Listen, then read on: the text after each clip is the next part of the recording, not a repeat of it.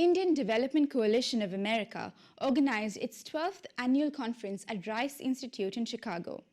Individuals and organizations committed to addressing diverse problems with a solution-oriented approach participated in this meaningful gathering of India lovers. Delegates came from various parts of the US and India. Ashok Vyas talked to many delegates for ITV. Here is a brief report on IDCA conference.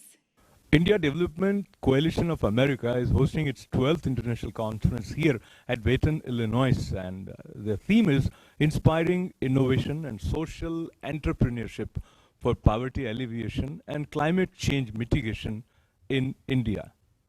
This conference acquires additional significance because it is happening right after the historic visit of Prime Minister of India, Narendra Modi, to this part of the world. And just our Honorable Prime Minister started Swachh Bharat campaign. For that, the Goa governor announced myself and my husband's name for this ambassador for Swachh Bharat campaign. So we started on 2nd October with this bicycle rally. And Rohit Singh Negi, he belongs to Delhi. He come for this and he started our Swachh Bharat campaign in Chitrakoot. Next. So up to this level we worked with the villagers, and if we want to bring prosperity in them, for that we should come together, sit together, think together, plan together, work together, and progress together, then credit together, and after that enjoy together. I'm delighted to meet Dr. V.K. Raju here at Chicago at this conference, all the way from Washington, being a part of this conference and sharing the work that you are doing through your organization. How important it is for you? Well, very important. You keep on doing the same thing you start doing. Success brings more success. Children, taking care of the children is the most important thing, and their eyes, because 80% of our learning is through vision. If the child becomes blind, and with the present technology, 30 years I could not have said that, 30 years ago we could not have said this.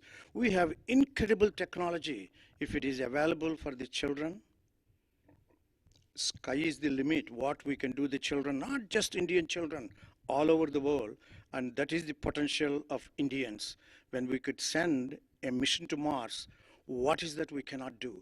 Being here in Chicago to be a part of this IDCA, how important do you feel these kind of conferences are? Because if you just look from outsiders' perspective, there are a limited number of people interacting, but does it lead to some substantial impact for the society?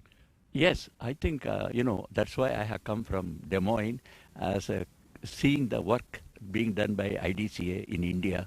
Poverty alleviation is a prime focus. And I tell you, the fact that many people feel that they owe to the country something is a great thought. And I would say if more people join, India can be turned into, if not milk and honey, at least with good drinking water. That is what I feel. And I tell you, even in recently I was in attending a World Food Prize meeting where 4 Indians have got Food Laureate Prize. It's a very international prize, equivalent to Nobel Prize. And I found Sehgal Foundation there. They have been giving a lot of interesting anecdotes about their activity in India. They have covered a lot of villages for rural development. So when this is a snowballing effect, when some people give the leadership, others join. Many don't want to part with their money because they don't know to whom to give. But if they find an organization where they can put their money with trust, I think they will be convinced, and that gives greater trust. I tell you, India is not a poor country. It's a rich country, but with poor people. What is required is management. The management should be to transfer from the affluent side to the poor side. Taking this understanding and learning from the ship of US Navy and applying it to create Sevak project serving people in India. And as we go and talk a little bit more about your Sevak project, I want you to recollect that moment when you were concluding your meeting with the Chief Minister, then Chief Minister of Gujarat, Narendra Modi, the way he responded. If it was not that response, was it going to affect your decision of continuing to realize your vision of Sevak project in Gujarat? Yes, with Narendra Bhai, it was kind of interesting. So here's the chief minister who gives you an appointment for 30 minutes and he listens to you completely and also has some questions in between. And basically he says that don't duplicate anything that we do and otherwise you'll be wasting your time. But at the end of the presentation, he said, go ahead and do it. And I said, not so fast. We need to get a picture together because people are going to ask me, who gave you permission? And I have nothing in writing.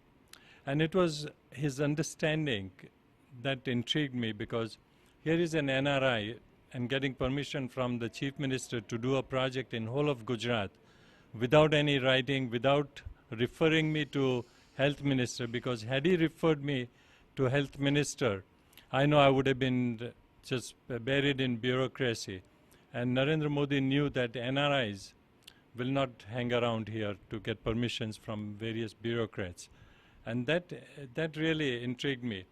2 years later, when I went to him to give a report on the Sevak project, which is interesting for the audience also, to understand that I gave him the report and then I said, I have a problem. And he said, what problem do you have? I said, when our Sevaks refer patients with blood pressure or diabetes to the primary health clinic, there is no blood pressure or diabetes pills. And he said, okay. And 9 months later, when I went to check in PHC, there was blood pressure and diabetes pills that had started coming down, which is very important to understand that here you have now the Prime Minister of India, that whatever he says, he's going to do it. And I think people need to be just patient and have faith. Since you are Consul General helping people in various ways, so the new announcement which has already been implemented by Prime Minister about merger of PIO and OCI cards. This is in the offing for quite a long time, but credit should go to the current Prime Minister for making it happen so quickly. The announcement has been made, but the modalities for that are still being worked out in Delhi, and we would be more than happy to implement this new scheme. Because we feel that in some way or the other there was a duplication between the two cards, and also there are certain other areas which needs improvement, and we have also pointed it out. For instance, when each time a person who is having an OCI card changes his US passport, he is required to also transfer his permanent visa from old passport to new passport, which of course can be done easily by the consulates. But the lacuna here is that a new card has to come. The cards are printed in Delhi, so by the time it comes, it takes about 4 to 6 weeks.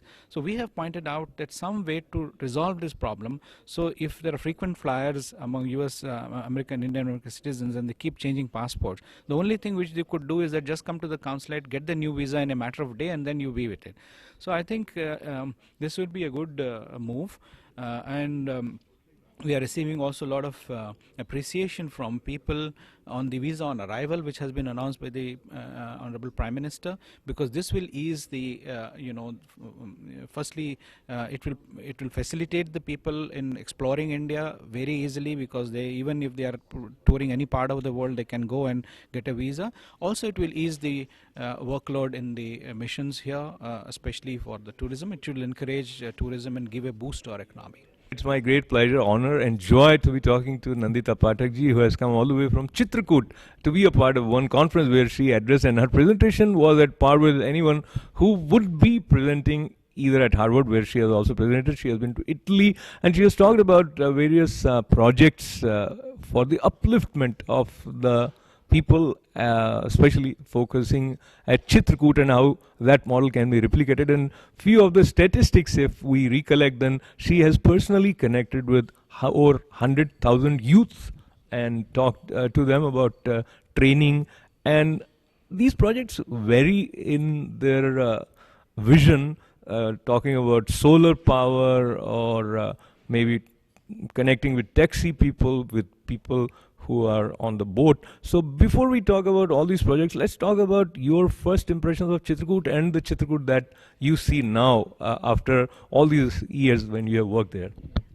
At first I just went, that was my first visit, I went Chitrakoot in 16th July 1994. That time the scenario was very bad, you know. There was no light at all, no three-wheelers, no connectivity, nothing was there. And the people, what they are eating in the dinner, that's just khichdi and putting some namkeen on that. So the situation I have seen in 1994, and after that, now you can see each and every type of connectivity you can experience in Chitrakoot, you know. Everybody is using smartphones, and the university students, they are having a very good facilities of Wi-Fi and everything. But one thing we are feeling in that area, continuously if one person or one institute do work in one area, then we can see the changes. If we are transferring from one side to another and we are changing our jobs, so we can't see the change. That's the experience I have learned in Chitrakoot project, because Nanaji, first of all, he established one university. So after that, he left that university, but continuously side by side, he done work in this Deen Dayal Research Institute.